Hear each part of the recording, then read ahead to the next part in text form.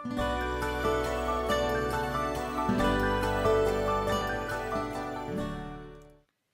dear ones, today is March the 3rd, and wow.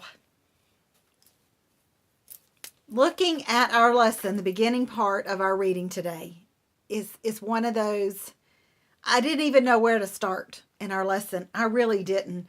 Um, there are so many amazing things about just 1 through 12 in Numbers 14, chapter 14. And I don't, just the whole idea of the fact that God has finally brought them to this place. They've sent these scouts ahead. And they've come back doubting God. They're doubting that God can do what he said he was going to do. They're doubting that he is going to give them this. They're even weeping. They're crying again, and their whole idea is, I want to go back to Egypt. I mean, what'd you do? Bring me out here to die in Egypt? Again with the whole idea of going back there. Oh my goodness. I wonder how often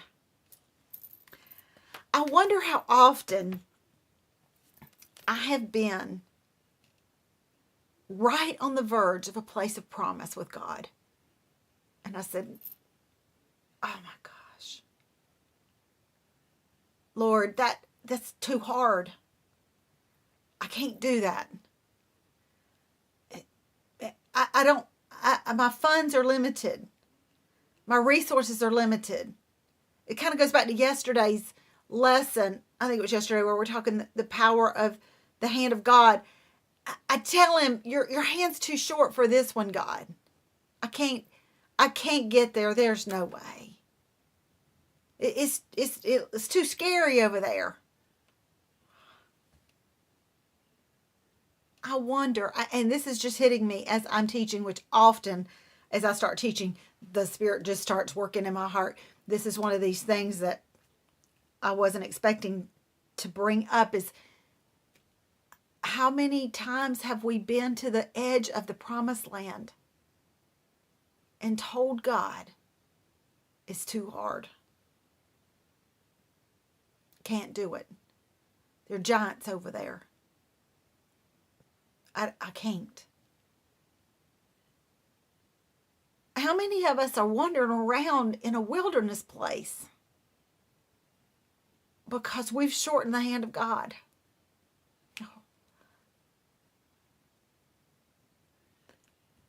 And that caused God to ask this question. He says, how long will these people treat me with contempt? He says, contempt. Will they never believe me, even after the miraculous signs I've done among them?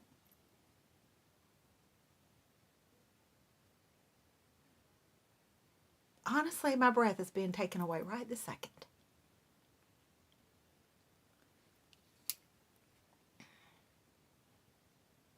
Showing contempt. Can you only imagine God saying that about you? Can you hear in his voice the disappointment, the despair? Not that God despairs. Oh gosh, what am I going to do about this? I don't mean that. Just he already created the world all over again because of everything that happened. And he did the flood, and then he's working with the whole set of people now that are still unruly.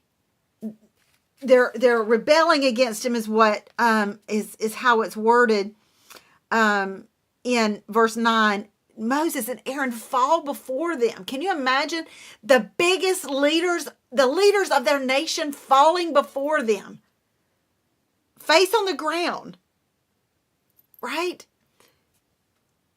And he said, don't rebel against the Lord. And don't be afraid of the people of the land. They're only helpless prey to us. This is what Joshua and Caleb say. They have no protection, but the Lord is with us. Don't be afraid of them.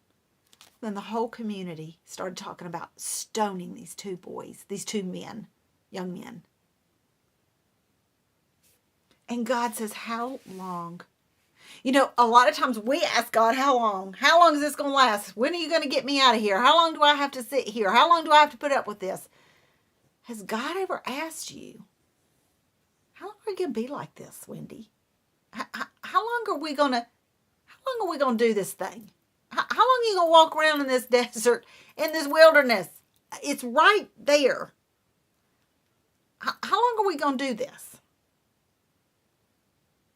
I shudder at the opportunities that I've missed because I told God, I can't do it. It's too scary over there.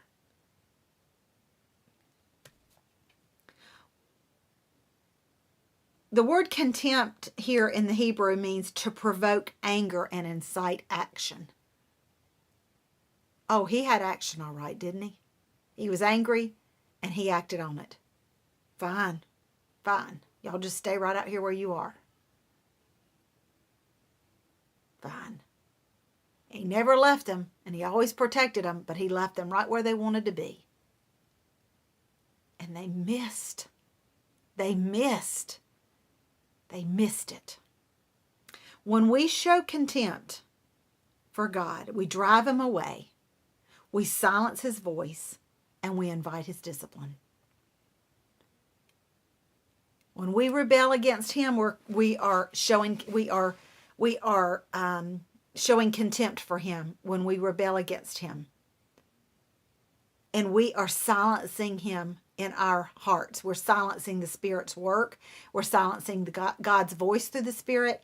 And we are inviting discipline in our lives. We are.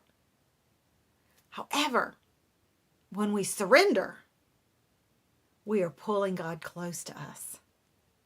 We are improving our communication. Surrender improves communication with God, and it invites blessing from God.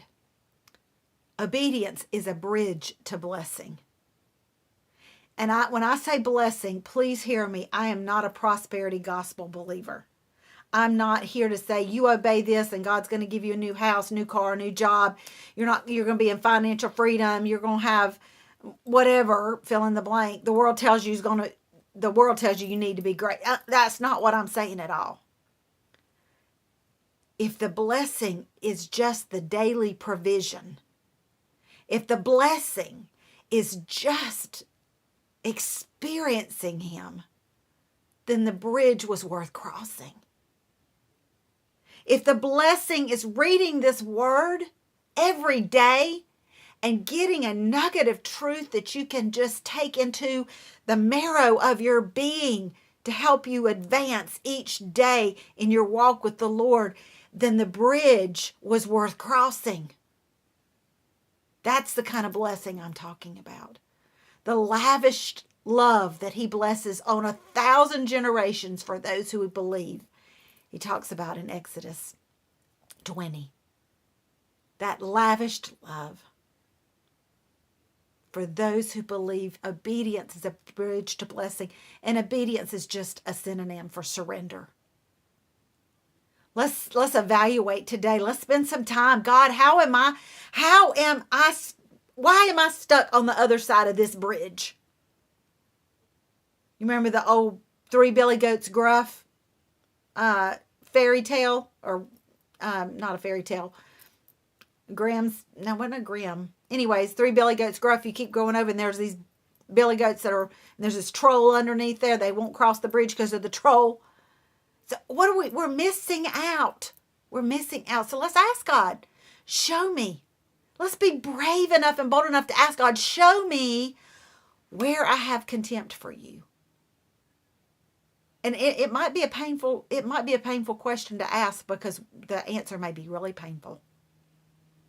But I'm going to tell you, when you process that pain and you process your contempt and you seek forgiveness and he gives it to you,